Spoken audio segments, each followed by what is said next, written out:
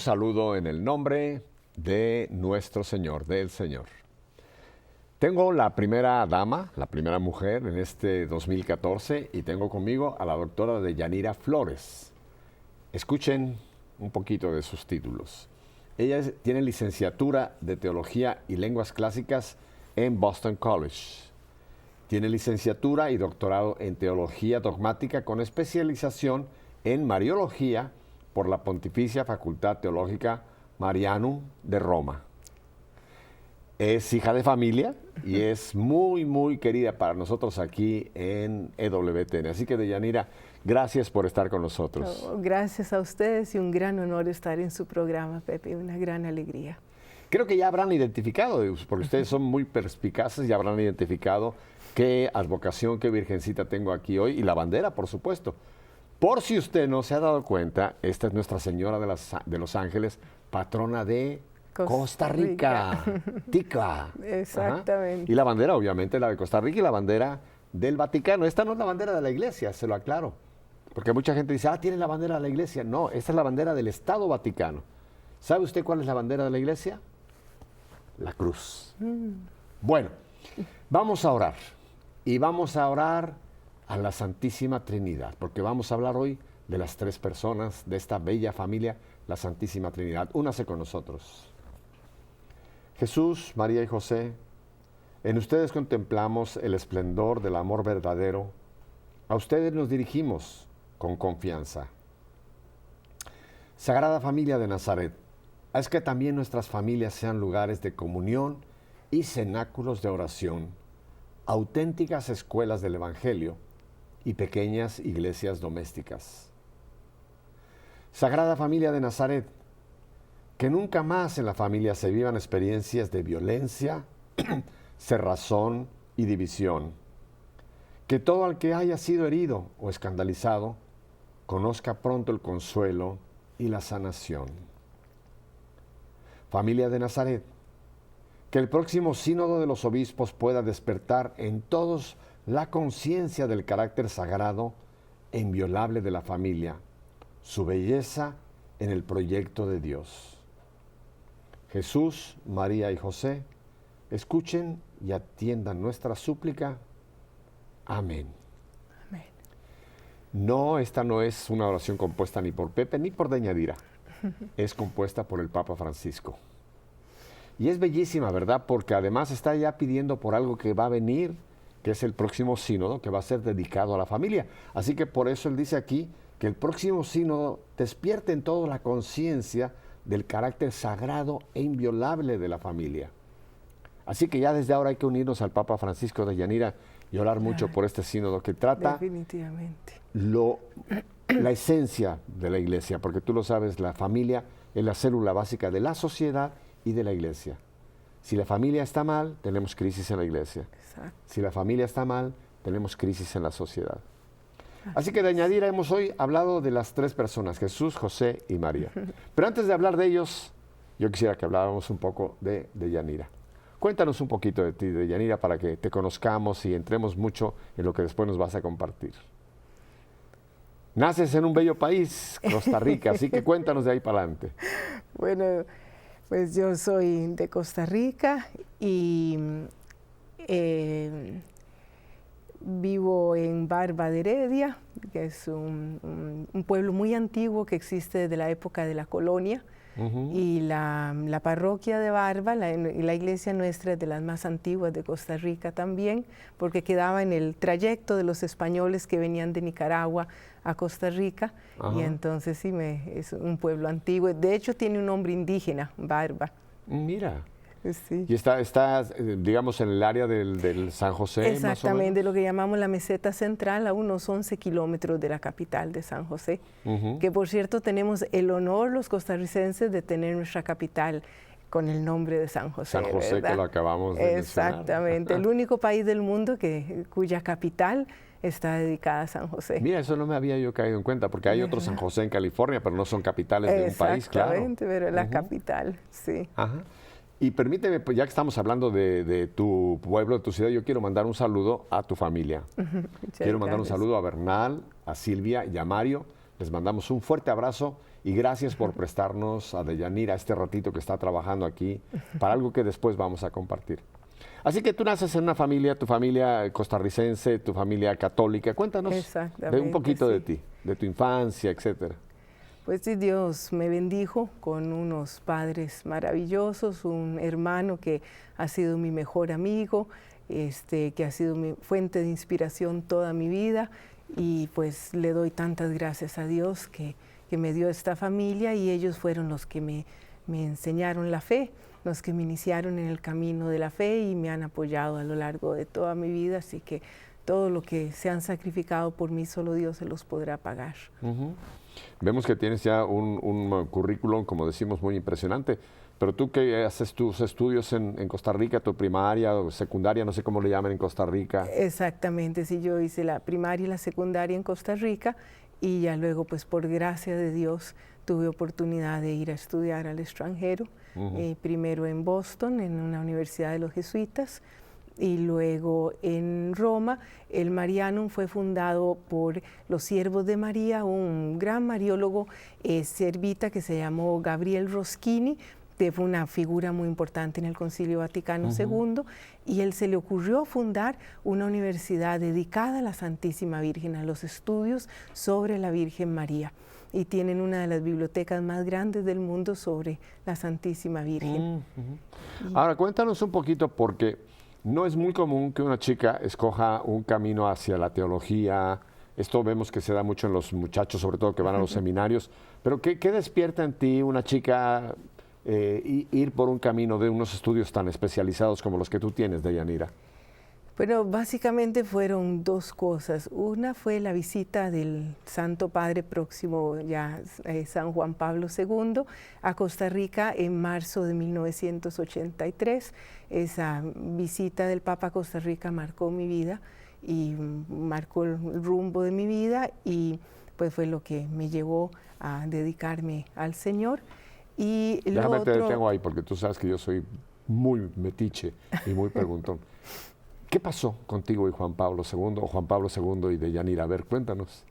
Pues nada más lo vi pasar por la calle, pero pues el Señor actúa de maneras muy misteriosas, y yo pienso que ha sido la experiencia de muchísimas personas, el bien que hizo el Papa Juan Pablo II, el Papa Benedicto XVI, ahora el Papa Francisco, con sus viajes. Es el misterio de Pedro, ¿verdad? El Papa es el vicario de Cristo en la tierra, es el representante de San Pedro, y el Papa con sus viajes trae muchísimas bendiciones. Pero Deyanira, ¿qué fue? Que visita. ¿Tuviste una audiencia personal con él? No, por Dios, simplemente nosotros estábamos cerca de él, se llama la Iglesia de la Soledad, en San José, por donde tenía que pasar el papamóvil, y nos montamos a un pollo, llamamos en Costa Rica una banquita de piedra que había ahí para poder verlo mejor. Oye, ¿como saqueo un poco? Como saqueo un poco, exactamente, como saqueo, y pues el Papa va viendo de un lado a otro, ¿verdad? Y fue gracia de Dios que cuando pasó el papamóvil iba bastante rápido, pero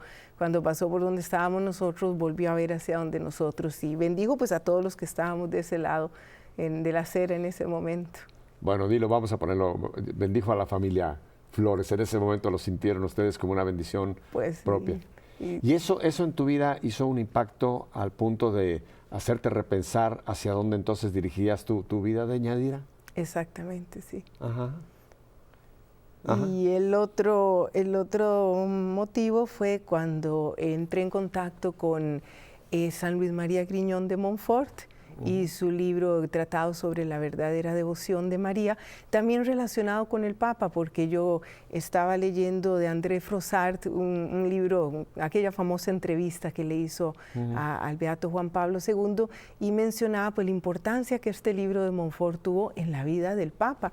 Y sabemos que el Papa Juan Pablo II varias veces mencionó cómo la lectura de este libro fue decisiva para él. Él lo leyó cuando era seminarista, cuando estaba trabajando en aquella fábrica de químicos, un amigo se lo prestó, y el Papa cuenta pues que al principio él no lo entendió mucho el libro, y el amigo le dijo, vuélvalo a leer, Y él lo volvió a leer y él cuenta como, pues él siempre había sido muy devoto de la Virgen porque venía de un pueblo mariano por excelencia, que son los polacos. Y dice, pues siempre había sido muy mariano, pero dice que ese libro le dio a él los fundamentos para comprender la devoción a la Santísima Virgen. Y entonces él decidió hacer la consagración a la Virgen. Y hay dos detalles que usted conoce muy bien, muy lindos en la vida del Santo Padre. Cuando él cumplió 50 años de sacerdocio, quiso visitar la tumba de San Luis de Montfort, que está en un pueblito ahí perdido en Francia, y le dijeron, pues santidad, imposible llevarlo ahí, pero para el Beato Juan Pablo II no había imposibles. Y él fue a aquí San Laurent-sur-Sèvre en Francia, y en la tumba de San Luis de Montfort renovó públicamente la consagración diciendo yo, Carol, Juan Pablo II. Y el otro detalle muy conmovedor es, recuerde usted cuando el Papa se puso muy malito ya poco antes de morir, que le tuvieron que hacer la operación de traqueotomía, y cuando él despertó pidió un papelito y me escribió qué me han hecho, ¿verdad? Y luego escribió, sigo siendo todo tuyo, que es la frase de la consagración de San Luis de Montfort. O sea que de seminarista hasta su muerte, él fue fiel a esta consagración a la Virgen. Y cómo la Virgen fue fiel hacia él, porque también recordemos el atentado. Exactamente. El famoso atentado que él atribuyó que la Virgen desvió esa bala que pudo haber sido mortal. Definitivamente. Al grado de que después él tomó esa bala y la llevó a Fátima y se está colocada en la corona de la Virgen. Imagínense, no hubiera ido a Costa Rica, porque eso fue en el 81. Correcto. O sea, comenzando su papado, todas las maravillas que el Papa iba a hacer por la Iglesia y por el mundo, ¿verdad? Tantos años más que lo íbamos a tener, bendito sea Dios. O sea que Juan Pablo jugó un papel determinante en tu vocación y en tu proyección como una mujer en tus estudios. Entonces tú viajas a Estados Unidos, sacas tus títulos, después viajas a Italia y sacas los títulos que también hemos mencionado. Y te conviertes en una, tengo entendido que tu proyección es como profesora, ¿verdad? Exactamente. Ajá. Sí. Yo soy profesora en el Seminario Nacional Nuestra Señora de los Ángeles, allá en Costa Rica. Tengo 20 años de dar clases en el seminario. ¿20 años de dar clases? 20 años, sí. Oye, doña Niña, empezaste bastante joven. No tenemos aquí que entrar en detalles. En detalles. Pero 20 años, ya mencionar 20 años enseñando en seminario, ya es un tiempo significante, ¿verdad? Sí. Pues sí, pues di clases también en el Instituto Teológico de América Central, que era para los religiosos, y luego pues la bondad de Dios me ha llevado también a México, a su patria, y ahí los siervos de María también tienen un centro mariano desde hace muchos años donde dan, lo llaman ellos un bienio de Mariología en la Ciudad de México y en Guadalajara, y entonces ahí también doy clases, y luego los marianistas, fundados por el beato Guillermo Chaminade.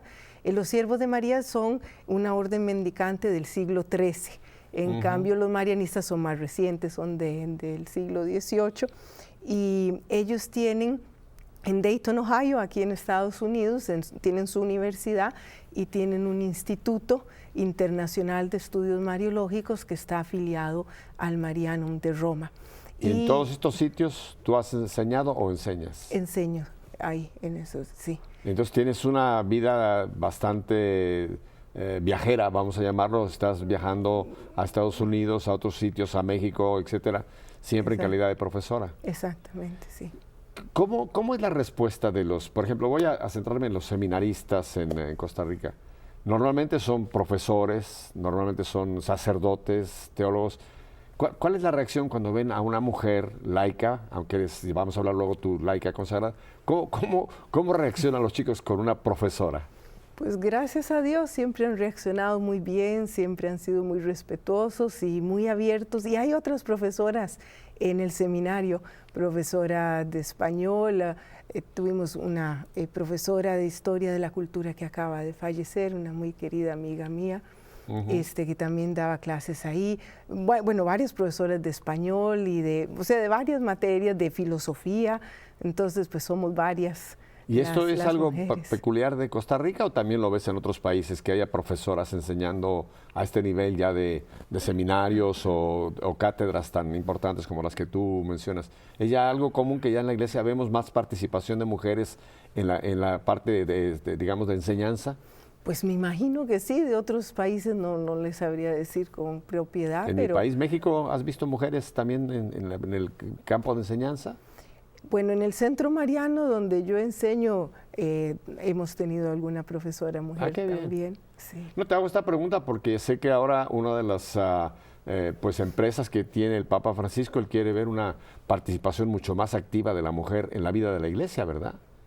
Que no necesariamente como algunas quieren que sea exclusivamente el que lleguen al sacerdocio Lógicamente, ¿no? o a ser el obispo, que eso no va a Claro. pasar nunca, pero Exactamente. hay mucho campo para la mujer en la iglesia, ¿verdad? Sí, muchísimo. Y de hecho, pues ha estado siempre ahí porque pues, la mujer es la madre, ¿verdad? La madre de familia.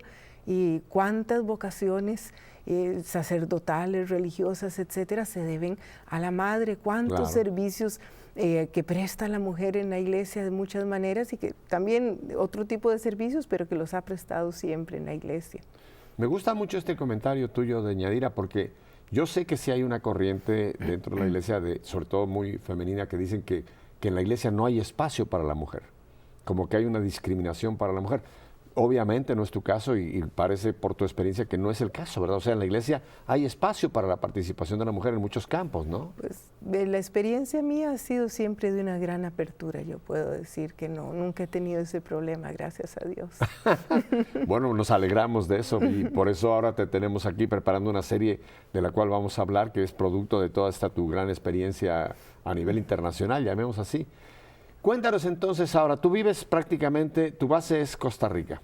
Exactamente. Y sí. dedicas una buena parte de tu tiempo a tu enseñanza en el seminario. Pero viajas también, ya nos has mencionado varios países, ¿verdad? Tu especialidad o digamos la proyección más regular y tus enseñanzas es Mariología, ¿verdad? Exactamente, sí. Ajá. ¿Qué quiere decir la palabra Mariología? Porque hay mucha gente que la oye, pero como que no captamos. Cuéntanos, ¿qué quiere decir el término Mariología? Mariología pues viene de María y logos, estudio, sería el estudio sobre María. La Mariología es una rama de la teología dogmática que estudia la persona y la función de la Virgen María en el plan de Dios. Algo así como Cristología, pues es el estudio de Cristo nuestro Señor como Hijo de Dios que se encarna para salvarnos, pues Mariología es el estudio de su Santísima Madre. Uh-huh. Y es una carrera que se lleva concretamente en los seminarios, pero que también es importante no solamente para los, digamos, los que van hacia el sacerdocio, sino me imagino que para cualquier bautizado, ¿no? Absolutamente, absolutamente, porque Dios ha querido darle a la Santísima Virgen un papel importantísimo dentro de su plan de salvación. Como decían los padres de la Iglesia, ella no es el centro es Cristo, pero ella es central, porque ella es la mujer de la cual nace el Hijo de Dios. Dios la llamó a ser la madre y colaboradora del Redentor y la madre de toda la humanidad. Qué bueno que lo pones bajo esa perspectiva. Dios la llamó, o sea, María es una elegida por Dios. María no fue alguien que se voluntarizó, que cuando viendo el Antiguo Testamento que iban a ser un día el Mesías, dijo, bueno, si acaso aquí estoy. O sea, no fue que había una serie de voluntarias a ver cuál escogía Dios, sino que Dios escogió desde toda la eternidad a una persona concreta. Esta fue María de Nazaret. Exactamente. Un pueblecito insignificante. Verdad. En un país, en aquel momento, bueno, era desde luego el pueblo elegido de Dios, pero ¿cómo es importante este término, la elegida de Dios? La elegida de Dios. Desde que Dios, desde toda la eternidad, pensó en la encarnación de su Hijo, pensó en la mujer de la cual nacería su Hijo y pensó también en San José, el hombre que le iba a llamar para que cuidara de su Hijo y de su madre. Ay, de añadir, acabas de sacar del closet un término bien interesante. San José también elegido de Dios. Mira, vamos a hablar de María. Definitivamente nos vas tú a hacer. Tengo varias preguntas que creo que mucha gente quizá tenga. Te las voy a hacer un poquito más adelante. Pero vamos a empezar un poquito, ya que hablamos de la Sagrada Familia, vamos a hablar de papá. Claro, entendemos, y esto creo que nos debe de siempre, Jesús, su padre, es el Padre Celestial. Exacto. No tuvo un padre biológico. Creo que esto lo entendemos todos. María concibió por obra y gracia del Espíritu Santo. Eso que nos quede clarísimo. ¿verdad? Exactamente. De hecho, pienso que ahí podemos subrayar un detalle muy lindo, que Dios en la figura de San José quiso bendecir a los padres que adoptan hijos. Pienso También. que San José pues podría ser, digámoslo así, el patrono, porque es otra manera de ser padre, ¿verdad? Adoptar a un hijo, pues San José es el papá adoptivo de Jesús. Entonces, pues bendice a todas las parejas que hacen ese acto tan maravilloso de adoptar un hijo, de darle un hogar. Qué lindo, y ahora que recién acabamos de pasar la Marcha Pro Vida, que fue precisamente con el lema de que hay una opción también, que es la adopción, que me encantó ese título, me pareció maravilloso, ¿verdad? Hay también otra opción, en lugar de matar a una criatura, délo en adopción si no lo puede usted por cualquier razón, ¿verdad? Claro. Y San José, pues fue eso, adoptó realmente a este hijo de María. Exactamente. ¿Verdad? Exacto. San José, ahora recién creo que nos ha hecho un grandísimo favor el Papa Francisco, vuelve a aparecer en la liturgia. Exactamente, sí. ¿Por qué crees tú que el Papa ha tenido este acierto de decir, no, también tiene que ser mencionado en la plegaria eucarística? Sí, es algo muy bello que se remonta al Papa Juan XXIII. Correcto. Si mal no recuerdo, en el Concilio Vaticano II surgió la inquietud de incluir a San José y en la plegaria eucarística, que es la parte más importante de la misa. Y un dato muy importante es que la Santísima Virgen siempre ha sido parte de la plegaria eucarística. La plegaria eucarística más antigua que se conoce, la encontramos en un documento que se llama La Tradición Apostólica de San Hipólito, desde el año 215. Y cita un texto que es anterior a él, porque él está citando cómo es la liturgia en Roma a principios del siglo III. Nos suena algo muy raro, pero es la segunda plegaria eucarística, generalmente la que más utilizan los sacerdotes, o sea que la hemos oído muchas veces. Y esa segunda plegaria eucarística viene desde el siglo II. Y la Virgen es parte de la plegaria eucarística. Entonces, el beato, también beato Juan XXIII, tuvo pues esta iluminación de Dios, de que San José, que también fue llamado por Dios a colaborar en la obra de la redención, cuyo memorial es la Eucaristía, pues lógicamente debía estar presente en la plegaria eucarística.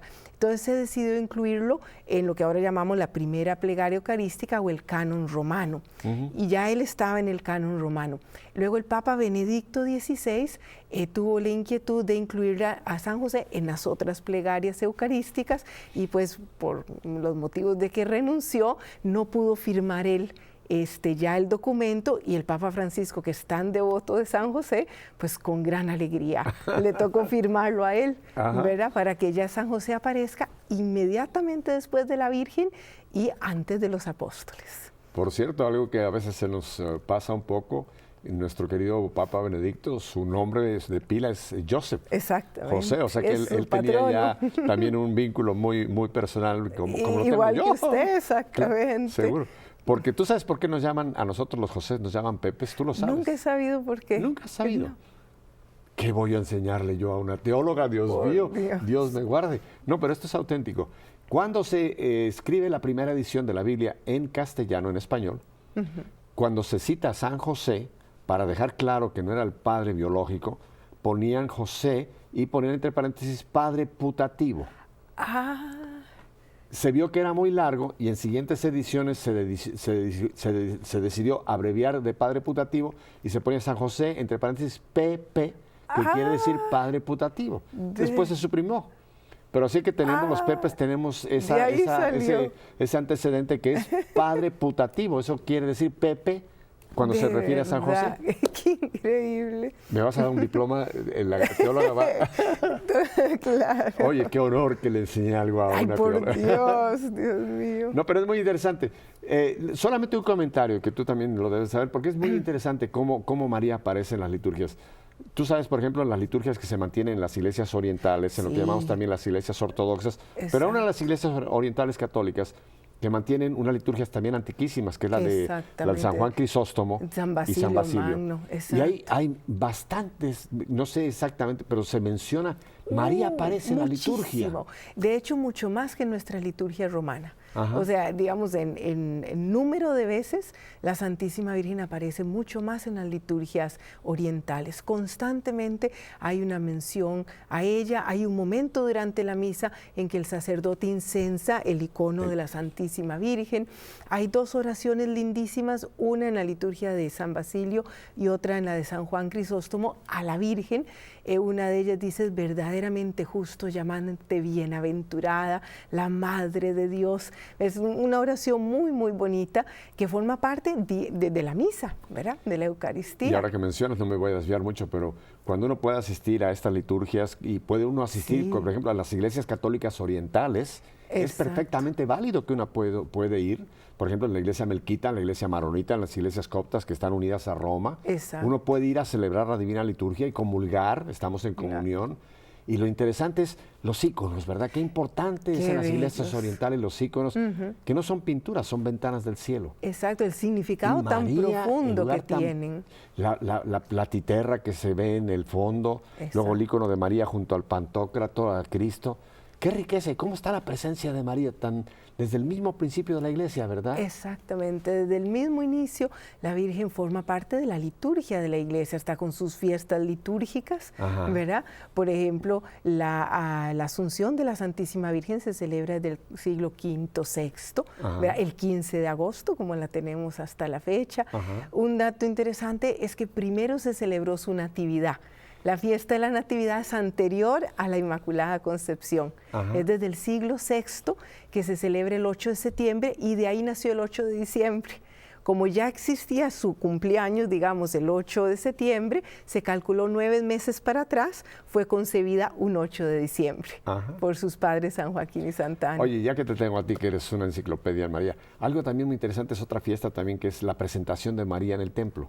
Porque conocemos la presentación del niño, ¿no? De Jesús, que va a los 8 días al templo. Pero cuéntanos un poquito, ¿cuál es la tradición de la presentación de María en el templo de Yanira? Eso sale de un escrito apócrifo del siglo II que se llama el Protoevangelio de Santiago. Entonces, cuando hablamos de los apócrifos hay que distinguir dos tipos de apócrifos. Los apócrifos de intención piadosa y los apócrifos de intención herética. Claro. Los de intención herética son apócrifos que fueron escritos para tergiversar las verdades cristianas, ¿verdad? Que están plagados de herejías. De mentiras, de herejías, esos hay que rechazarlos totalmente. ¿Conoces uno o dos títulos que tú nos pudieras decir, no vayan a estos apócrifos porque los van a confundir, de estos que tú mencionas heréticos, algunos que andan por ahí sueltos? Pues en este momento el Evangelio, hay uno de Pedro, por ejemplo, porque una característica de estos evangelios apócrifos es que ponen nombres falsos y fechas falsas, porque son mucho posteriores. Claro. La mayoría son del siglo VI, y entonces se ponen nombres de los apóstoles, o sea, 6 siglos después, ¿verdad? Para que se trague el anzuelo, uno diga, para San Pedro, ahí voy de cabeza. Exactamente, exactamente. El otro tipo de apócrifo es el que se llama de intención piadosa. O sea, fueron escritos para llenar lagunas. Con esto quiero decir que la escritura pues no nos dice nada de la infancia de la Santísima Virgen, etcétera. Comienza con la Anunciación, de la infancia de Jesús mismo, pues muy poquito los datos que nos da San Lucas. Entonces, estos apócrifos trataban como de llenar esas lagunas, pero la mayoría con datos fantasiosos, datos imaginarios, pero no con doctrinas equivocadas, ¿verdad? Y también a veces trataban de defender alguna doctrina, como por ejemplo el parto virginal de María, pero lo hacían un poco equivocadamente porque inventaban cosas y no necesitamos inventar cosas, ¿verdad? Claro. Entonces, pues estos apócrifos podemos compararlos para entenderlo mejor con una película sobre la vida de Jesús. En una película de la vida de Jesús, si sale la Virgen cocinándole al niñito Dios, jugando con él, pues la Biblia no dice esto, pero lógicamente la Virgen le cocinó, jugó con él, etcétera. Eso sería un apócrifo piadoso. Estamos inventando algo, pero que muy posiblemente sucedió. Tú debes conocer una novela que el Papa Juan Pablo que se llama La sombra del Padre, que habla sobre San José. Lo he escuchado, pero nunca la he leído. Una novela, es maravillosa. Yo la recomiendo. El Papa, incluso el Papa Juan Pablo, yo sé que le tenía mucho aprecio a esta novela. Ahora hay que entender, es una novela. Pero te ayuda mucho, como tú dices, a poder como captar un poquito más uno de lo que ya nos dice la Biblia, como decir, bueno, ahora lo hago más bien. Deyanira, tenemos que ir a unos breves mensajes. Ya estamos entrando en cosas bien interesantes. Tu vida también lo es. Pero ahora vamos a hablar más de todo este punto de la Sagrada Familia. Qué interesante tener a una señorita laica consagrada, que tiene esta visión tan hermosa de lo que es realmente nuestra Madre María y lo que es, en fin, de otros puntos que vamos a tocar. No me toque ese dial, ni al refrigerador. Quédeseme ahí. Deyanira y yo nos quedamos aquí, volvemos enseguida con ustedes. Enseguida estamos de vuelta.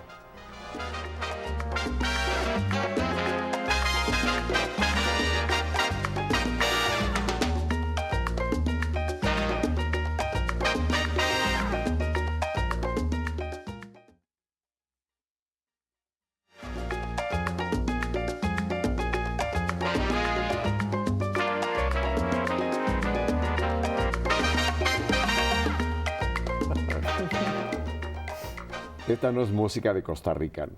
¿Cuál es el baile típico, la música típica de Costa Rica? ¿Cómo se llama? Pues, ay Dios mío, el torito. ¿El torito? Es un baile. Este no fue el torito. Ese no fue el torito. Este fue algo, me lo tiraron a mí por lo de Miami, chico tropical. Bien, vamos, tú me compartías que hay algo muy importante de puntualizar en este asunto de los apócrifos. Cuéntanos. Sí, que aún los evangelios apócrifos piadosos, que quiere decir que no tienen una doctrina equivocada, aún así es preferible darle la prioridad absoluta a la palabra de Dios. Y de hecho San Jerónimo, el gran traductor de la Biblia, fue muy insistente en este sentido, porque a veces pues tenemos más curiosidad de saber, ¿verdad? Cómo fue la niñez de nuestro Señor, que leer lo que nuestro Señor nos enseña en su vida pública. Entonces debemos darle absoluta prioridad a la palabra de Dios, y pues yo personalmente generalmente aconsejo pues no leer pues ni siquiera los evangelios apócrifos piadosos, de los otros ni hablamos, ¿verdad? Claro, claro. Porque cuando uno lee es muy fácil creer todo lo que lee, ¿verdad? Y entonces nos imaginamos que son comparables a los evangelios y que nos están diciendo cosas que realmente sucedieron, cuando la mayoría pues es fruto de la fantasía del autor. Entonces dejemos bien claro, creo que esto es muy importante. Nada de lo que usted lea en los evangelios apócrifos, aunque parezca muy piadoso, muy bonito, que habla de San José, la muerte de San José, etcétera, todo esto no lo tome usted como revelación. Exacto. Esto lo dejemos bien claro. Exacto. Y me gusta tu punto. Vayamos a la palabra de Dios. Porque ya ves lo que dijo el mismo San Jerónimo: desconocer las Escrituras es desconocer a Cristo. Exactamente. Y Deyanira, es muy cierto, mucha gente desconoce la palabra de Dios y se mete en fantasías que, aunque sean bonitas, vamos a la palabra de Dios. Y ahí tenemos, como decían los padres de la iglesia, es un pozo sin fondo, ¿verdad? De una riqueza que pasarán 5,000 años más y todavía no hemos terminado de profundizar la palabra de Dios. Ahora, partiendo de esa premisa, vamos a hablar un poquito de lo poquito que nos hablan los evangelios de San José. ¿Quién es San José según la revelación?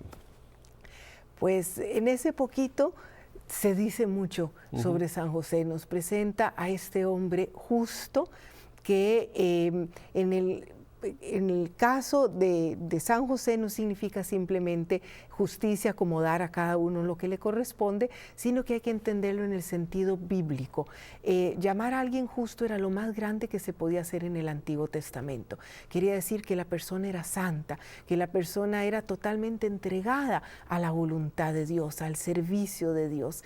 Y cuando San Mateo lo llama justo, en griego es un participio en tiempo presente. O sea que San José constantemente era justo, constantemente era una persona santa, una persona que fue escogida por Dios para cuidar de sus dos más grandes tesoros, de su Hijo Jesucristo y de la Santísima Virgen. Entonces, creo que en Costa Rica, muchos otros países, está esa frase: dime con quién andas y te diré quién eres.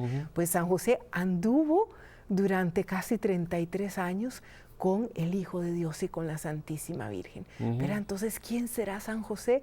El hombre que fue llamado por Dios a compartir, verá, su vida diaria, constante, con el Hijo de Dios y la Madre de Dios. Me gustó muchísimo, como lo pusiste hace unos minutos, que Dios le confió su tesoro. ¿Qué era lo más precioso que ya tenía Dios, que no era su Hijo encarnado, hecho hombre? Y desde luego la mujer que lo llevó por 9 meses y que lo trajo al mundo. Estos 2 tesoros se los encargó a un hombre. O sea que ya el valor y el aprecio que Dios debe haber tenido. Y otro punto que mencionaste también, lo seleccionó Dios igual que a María. Exactamente. San José tampoco fue un voluntario, sino fue seleccionado por Dios para este papel de ser esposo en el sentido total, sin la parte biológica, pero de ahí él fue esposo de María. Verdadero esposo virginal de la Santísima Virgen. Y es muy importante que recordemos que el beato Juan Pablo II escribió una carta apostólica sobre San José, que se llama El Custodio del Redentor. Y si no la hemos leído, pues la recomiendo de todo corazón, porque es un documento bellísimo. Ya otros papas, como el Papa León XIII, habían escrito sobre San José, pero el beato Juan Pablo II nos ofrece una síntesis maravillosa. Y un detalle, el Papa insiste mucho en que San José fue llamado por Dios a colaborar en la obra de la redención. Y de hecho la oración colecta de la fiesta, la solemnidad de San José del 19 de marzo dice eso, que Dios confió los inicios de la redención al cuidado de San José. Entonces la confianza que tuvo Dios en San José. Tú como profesora creo que nos puedes aclarar esto. Yo supongo que todos seres humanos nacemos con ciertos cromosomas, vamos a llamarlos ciertas cosas hereditarias, pero nosotros los hombres somos, mucho de nuestra personalidad es por imitación. ¿Tú crees que en los rasgos de Jesús hubo mucho de la persona de San José como padre? O sea, porque San José seguramente lo enseñó a caminar, lo enseñó posiblemente las primeras oraciones, lo llevó a la sinagoga, porque era el padre el que llevaba al hijo a la sinagoga. Entonces, ¿tú crees que en la persona de Jesús podemos ver en cierta manera un reflejo también de José? Pues sí, no lo había pensado, pero ciertamente sí, porque esa comunidad de vida que tuvieron ellos, pues en cuanto hombre, Jesús también habrá cogido, ¿verdad?, de San José. Bueno, aprendió el oficio de carpintero. Y el oficio de carpintero. O sea, que trabajaban juntos en el tallercito ahí en Nazaret. Y decía, no recuerdo en este momento qué autor, si fue el mismo beato Juan Pablo II, la humildad de San José, que le tenía que dar órdenes al Hijo de Dios. Lo mismo que la Virgen. O sea, San José y la Santísima Virgen tuvieron una experiencia única, que fue relacionarse con Jesús, la Virgen, como su Dios y su verdadero Hijo, y San José como su Dios y su Hijo adoptivo. Entonces, por un lado, en cuanto hijo, ellos tenían que cuidar de Jesús, tenían que educarlo, tenían que darle órdenes, ven para acá, ayúdame en esto, y en cuanto Dios, tenían que adorarlo, ¿verdad? De hecho, podemos decir que la primera hora santa tuvo lugar en Belén, con María y José adorando al niño en el pesebre. ¿Verdad? Que San Juan Crisóstomo compara el pesebre con el altar, donde va a estar ya Jesús Eucaristía. Me atrevo, tú me corriges, tú eres profesora, me atrevo a hacer un comentario que he escuchado de Yadira. A José, cuando el ángel le anuncia, le dice, y le pondrás por nombre Jesús. Ahora, dicen que en la tradición judía el poner nombre implicaba el que hacía la circuncisión. Entonces, hay la teoría, no sé si sea correcta, de que posiblemente ahí en Belén quien circuncidó al niño no podían ir hasta Jerusalén todavía, al templo. Quizá el que le puso el nombre fue José. ¿Tú crees que hay espacio para este momento tan sublime que hubiera sido? Pues del rito precisamente no les sabría decir si lo hacía el papá o lo hacía el sacerdote ahí, no les sabría decir, pero ciertamente era el papá al que le correspondía dar el nombre. Lo vemos con Zacarías y Isabel, nadie le hacía caso a Isabel cuando decía que era Juan, ¿verdad? El nombre del niño, le consultan a Zacarías. Sí. Y sí, la tradición de la iglesia va a insistir mucho que a San José le tocó dar el nombre que está sobre todo nombre, ¿verdad? Darle a Jesús el nombre de Jesús. No te quiero insistir en este punto, es solamente por el hecho de la distancia, ¿no? Que ellos estaban en Belén, pues que aunque está relativamente cerca de Jerusalén, claro. En los evangelios no se menciona nada que hayan ido a los 8 días al templo y después regresaron otra vez a Belén, ¿no? Ahí ya vino la presentación a los 40 días, que entonces sí ya se hace la presentación oficial de María para la purificación, y el niño, que sabemos todo lo que pasa con Zacarías y etcétera, ¿no? Exacto. De hecho, a través de decirle a San José que le tenía que poner por nombre Jesús, era una manera en que Dios le indicaba que le daba autoridad sobre Jesús, la autoridad de padre, ¿verdad? O sea, que San José no es el verdadero papá biológico de Jesús, pero va a fungir como papá adoptivo de Jesús. Y San Ireneo, por ejemplo, es un autor murió en el 202, muy antiguo, y él dice, bueno, San José no era el papá biológico de Jesús, pero lo amó como un verdadero papá. Y Jesús, siendo niño, lo amaba y lo respetaba y lo obedecía a San José. Deyanira, cuéntame de algo que también creo que a la gente le va a gustar. Cuéntame de las veces que José le salva la vida a María y a Jesús. Pues la primera, eso lo aprendí de usted hoy. ¿Qué pasa en Nazaret cuando María queda embarazada sin concurso de hombre? O sea que bajo la perspectiva del pueblo judío era un adulterio. El que una mujer no casada, no ya viviendo con el hombre, quedara encinta, pues es que había una relación sexual de por medio y la pena era la lapidación. Y sabemos, esto está en los evangelios, ¿no? Que José pretende dejar a María, viene el ángel, le dice que no, y José toma a María. Yo considero, corrígeme tú, teóloga, que le salvó la vida a María y ya estaba un niño en el vientre de María. Eso. Creo que para que comprendamos precisamente el papel de José, como lo dice la tradición, como testigo, como custodio de la virginidad de María, recordar que el matrimonio judío tenía 2 etapas, como usted sabe muy bien. La primera etapa, que era ya un compromiso muy formal, al punto que si el muchacho quería dejar a la novia, tenía que divorciarse. Si moría, se consideraba viuda la muchacha, y las relaciones matrimoniales eran permitidas. Esa era la primera etapa, pero la muchacha seguía viviendo en la casa de sus padres. La segunda etapa es cuando ya el novio se la llevaba para su casa y es cuando se celebraba con una fiesta. Tanto San Lucas como San Mateo dejan claro que la Santísima Virgen se encontraba en la primera etapa, o sea, ya oficialmente comprometida con San José, pero todavía viviendo en su casa. Entonces creo que es importante que subrayemos que nadie iba a pensar mal de la Santísima Virgen al verla embarazada mientras San José no dijera que no era su hijo. Claro. ¿Verdad? Entonces San José protege la reputación de la Santísima Virgen y su vida, porque nadie iba a pensar mal de ellos, a menos de que San José revelara que el hijo no era de él.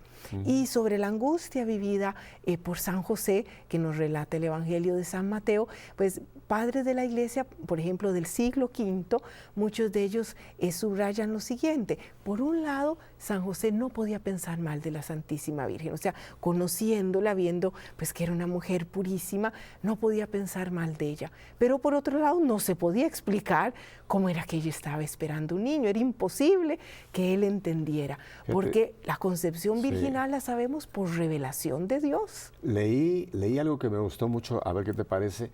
Él nunca dudó de María, pero él captó que era algo de Dios. Exactamente. Y como que él no quiso estorbar el plan de Dios. ¿Te gusta esa explicación? Esa Era a tal explicación, punto al respecto que él sabía que era algo divino lo que estaba pasando, y por eso ellos decían, yo me hago a un lado para no estropear lo que Dios... ¿Vale la pena este enfoque? hay un padre de la Iglesia que da esa explicación, que es San Basilio San Magno, Basilio. que Ahí murió está. en el 379. Y San Basilio dice que San José percibe que hay un gran misterio ahí, y en su humildad él no se siente digno de entrar en este misterio y prefiere por eso pues alejarse. Me encanta ¿verdad? esa proyección. Creo que eso todavía nos da ¿Verdad? más el valor Sí, de José. el ¿verdad? valor de San José. Y Dios le dice, no, pues yo te escogí a ti, ¿verdad? Precisamente para que tuvieras esa cercanía con el misterio. Sí, te comentaba rápidamente, después vamos a continuar, que el otro momento en que José realmente le salva la vida a Jesús es cuando viene el malvado Herodes, que quiere aniquilar a todos los niños en Belén, que por cierto, hay veces que presentan a los santos inocentes como que fueron miles. No, Belén era un pueblo pequeñito, habría 10, 15, 12, 20 mujeres embarazadas nomás, pero el hecho es que José obedece al ángel y sale con María y se van a la tierra de Egipto, le vuelve a salvar la vida a Le José, salvó la vida al niño. por su obediencia inmediata a Dios. ¿Qué amor no ¿verdad? le tendría entonces Jesús a su Padre? ¿Verdad? Exactamente, exactamente. Y esa característica de San José obedecía inmediatamente. El ángel le dice, no temas recibir a María tu esposa, y la recibe inmediatamente. El ángel le dice, levántate, toma al niño y a su madre, huye a Egipto, y nos dice el texto, de noche San José se levanta y huye a Egipto, ¿verdad? Y gracias a esa obediencia salvó la vida del niño. Yo pienso, doña Yanira, que hasta en eso tenemos un gran ejemplo de José. ¿Cuántas veces Dios nos ha dado inspiraciones de algo y no las hemos hecho caso? Exactamente. Pensamos que es una pesadilla o cualquier otra cosa y no respondemos. El Señor nos instruye, dice el Salmo, que aún de noche tú me instruyes, ¿no? Exactamente, sí. ¿Qué títulos le da la Iglesia a José, antes de que pasemos la página? ¿Qué títulos conocemos de José que son importantísimos? Bueno, le da título de patrono de la buena muerte, por ejemplo, porque él murió en brazos de Jesús y la Santísima Virgen, como desearíamos morir todos, ¿verdad? También patrono de los trabajadores, porque San José fue obrero, ¿verdad? Él, de hecho, fue nombrado patrón de la Iglesia Universal por el Beato Pío IX en 1870, el 8 de diciembre de 1870, declarado patrono de la Iglesia Universal, porque pues como él cuidó de la Sagrada Familia, pues ahora cuida de la Iglesia Universal. A lo largo de la devoción a San José ha habido varias órdenes religiosas que han contribuido mucho a promover la devoción a San José. Primero en los siglos VII, VIII, los benedictinos tuvieron una contribución muy fuerte, y luego los franciscanos, que han sido tradicionalmente muy devotos de San José, y varios de ellos escribieron mucho sobre San José, y más reciente y más conocida Santa Teresa de Ávila y los carmelitas. Santa Teresa tuvo pues experiencias muy cercanas con San José, y hay una muy linda en que la Santísima Virgen le dice que le gusta tanto que ella sea devota de San José, su esposo. La misma Virgen se lo dice. Qué lindo, eso no conocía. ¿Tú ves cómo se En aprende? una de las apariciones de la Virgen a Santa Teresa le dice eso. Y Santa Teresa dice que todo lo que le ha pedido a San José se lo ha concedido. Y dice, si no me creen, pruébenlo. ¿Verdad? Pruébenlo. Si no lo cree, pruébelo. Doña Yanira, no me queda mucho tiempo. Yo sé que tú estás en estos días aquí en Birmingham, se está produciendo una serie precisamente sobre María, las devociones marianas. Yo tengo dos preguntas que te quisiera hacer en los 6 minutos que me quedan. Tú hablaste de devoción. ¿Cuál es el papel que la Iglesia, que es el papel de María, que Dios quiere, que la Iglesia quiere respecto a María y nosotros los bautizados? Cuéntanos, ¿cuál es el papel de María en nuestra vida? Bueno, creo que podemos reducirlo en una palabra: madre. Dios llamó a la Virgen a ser madre de su Hijo y madre de todos nosotros. Y como madre, la Virgen es también mediadora y maestra, porque toda madre por naturaleza es mediadora, mediadora de vida, mediadora de todo lo que su Hijo necesita, y es maestra también. Entonces la Santísima Virgen es la madre de nuestro Señor Jesucristo, y es nuestra madre, nuestra mediadora, nuestra maestra, que tiene ese papel que es el suyo por excelencia: darnos a Jesús, darnos a Cristo, llevarnos a Él, unirnos a Él, enseñarnos a amar a Jesús, enseñarnos a servir a Jesús. Creo que esto es clarísimo y es perfectamente entendible que este tiene que ser el papel de María en nuestra vida. Ahora, tú sabes que los hermanos no católicos nos atacan mucho, especialmente a los latinoamericanos, porque dicen que nosotros tenemos 100,000 vírgenes, que tenemos Guadalupe, que tenemos Chiquinquirá, que tenemos Nuestra Señora de los Ángeles, que tenemos la de cualquier país. ¿Qué sucede con esta variedad de advocaciones y por qué hay tantas advocaciones? Cuéntanos qué podemos hacer para entender estas advocaciones. Exacto, es solamente una Virgen María, pero yo a veces lo comparo con los apodos. A las personas pues les ponemos apodos por cariño, digámosle así, que a la Virgen le hemos puesto muchos apodos. Algunos responden a épocas de su vida: la dolorosa, por ejemplo, ¿verdad?, para honrar su misterio al pie de la cruz. Otros responden a apariciones de la Virgen, como la Virgen de Fátima, la Virgen de Lourdes. Otros responden a cosas que ella es, como Reina de los Ángeles en Costa Rica, ¿verdad? Entonces son diferentes advocaciones, son, digámoslo así, apodos que por cariño le damos a la Virgen. Pero los apodos también tienen otro lado. Hay gente que no le gustan los apodos que le dan, ¿verdad? Entonces, en el caso de la Virgen, el peligro está en que nos confundamos y pensemos que son varias vírgenes cuando es una sola, o también a veces oye uno, no, yo soy devoto de María Auxiliadora más que la Virgen del Carmen. Eso no tiene sentido porque es la misma Santísima Virgen. Entonces, las advocaciones por un lado son muy bellas porque representan algo cercano a uno, ¿verdad? Pero por otro lado, son peligrosas cuando no nos damos cuenta que es la misma Virgen, ¿verdad? Y le debemos la misma devoción, no importa la advocación, no importa la imagen que sea, es nuestra Madre.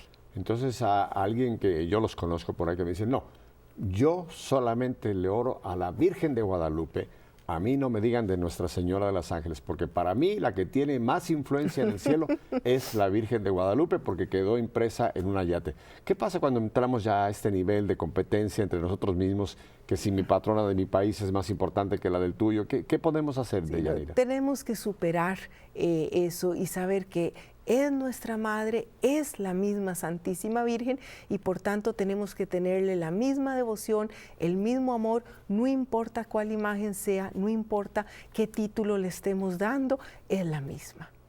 Entonces hay que superar ese tipo de ideas, ¿verdad?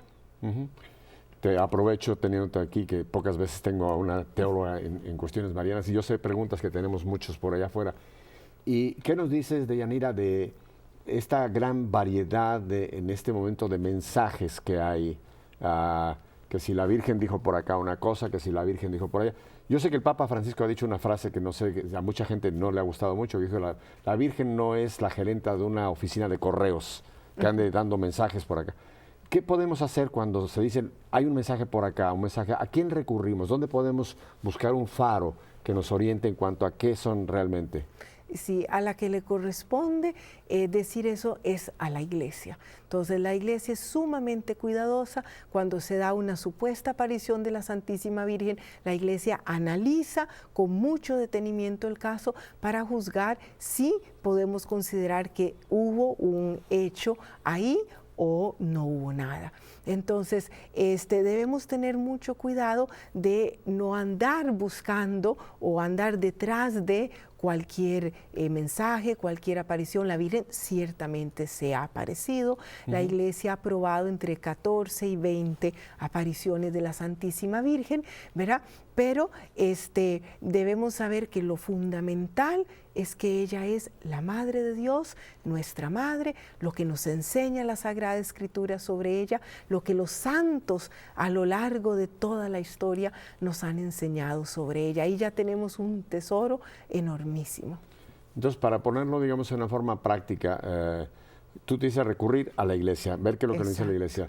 ¿Crees tú, Deyanira, que la forma más, digamos, práctica sería el obispo local de donde se produce una aparición es quien tiene en ese momento a quien podemos recurrir para pedir qué es la posición de esa diócesis concretamente respecto a esa aparición concreta? Absolutamente. ¿Crees que eso sería la protección más? En primer lugar, le corresponde al obispo local y pues a veces se lo remite a Roma para ya una decisión final, ¿verdad? Como les digo, ciertamente la Santísima Virgen se ha aparecido, ¿verdad? Pero San Luis de Montfort insistía mucho que no debemos buscar tanto lo exterior, ¿cómo podemos decir? Espectacular, lo amarillista incluso, porque hay muchos mensajes que cuando uno los dice, Dios mío, esto no puede venir de castigos y maldiciones, bueno, no maldiciones, pero cosas que realmente apocalípticas que uno dice. Recordemos, por ejemplo, un lugar donde siempre vamos a encontrar a la Santísima Virgen es en la Eucaristía. En toda Eucaristía que se celebra está presente toda la Iglesia del cielo y como dice el concilio y la liturgia, en primer lugar la Santísima Virgen María. Entonces ahí en la Eucaristía, ahí nos encontramos con ella. ¿Cuál es el título de la serie que estás en estos momentos produciendo para que sepamos y la estemos ya con expectativa, queriendo ver todo esto que nos vas a enseñar? El título de la serie es Conociendo a Nuestra Madre, porque el propósito es conocer mejor a la Santísima Virgen para amarla más y servirla mejor. Yo se las recomiendo desde ahora. Ya pude captar un poco lo que estás produciendo y me parece un material sólido, muy, muy claro para nosotros, así que yo te agradezco tantísimo, Deyanira. no solamente que estés aquí en Nuestra Fe, sino esta gran aportación que nos estás ofreciendo y que la tendremos para todos ustedes en un futuro no muy lejano. Así que gracias a usted y a EWTN que me han dado esta oportunidad y el honor de estar aquí con usted hoy. el tiempo vuela. ¿Qué más quisiéramos que seguir conversando con Deyanira? Algo tan importante que todos tengamos claro, ¿verdad? Quiero desde ahora avisarles que tendremos el próximo lunes. Vamos a tener a Gustavo Llerena. Él es un misionero peruano, una tierra también muy mariana, también que nos van a estar visitando. Así que el próximo lunes tenemos aquí a Gustavo Llerena desde Perú. Deyanira, pues te mando otra vez de regreso en un futuro cuando termines tu serie. Allá va de vuelta a nuestro queridísimo. Yo quiero muchísimo, me enamoré de tu país, Costa Rica, así que espero algún día con mi esposa poder visitarles por allá. Sí, ahí tiene su casa. Y te pedimos que de verdad nos tengas muy presente siempre, que toda cosa nueva que encuentres nos la hagas saber aquí en EWTN para pasarla a nuestro auditorio. Así que, Deyanira, que tengas muy buen tiempo aquí en Birmingham. Muchas gracias. Gracias nuevamente. Gracias a usted. Y a ustedes, pues creo que han aprendido mucho, como yo mismo he aprendido de esta gran mujer, laica, consagrada. Ya no hablamos de eso, pero ella está dedicada su vida a esto, a la enseñanza, al servicio de la iglesia. Si Dios nos concede, no más, ya tú sabes la frase, una semana más de vida. Aquí los esperamos el próximo lunes a esta misma hora por nuestro queridísimo canal EWTN y Radio Católica Mundial. Que la paz de Cristo haya quedado y quede con todos ustedes. Hasta entonces.